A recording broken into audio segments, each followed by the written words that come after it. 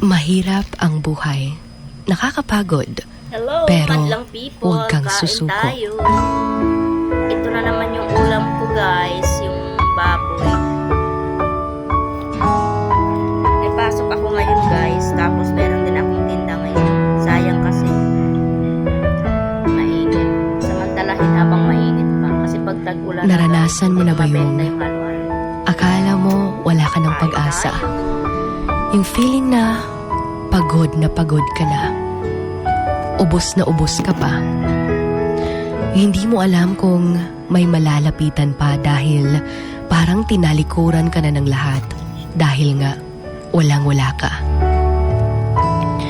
That moment na napapagod ka ng tiisin yung hirap ng buhay dahil tila ba'y wala na talagang pag-asa.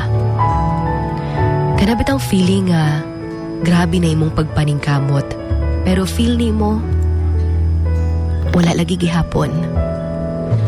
You're mentally and physically exhausted. Kayo, guys, Yung kumain wala na kang kayo. peace of mind.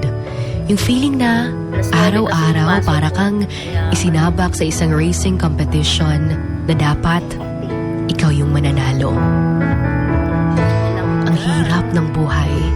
Yung parang Kain tayo. gumagap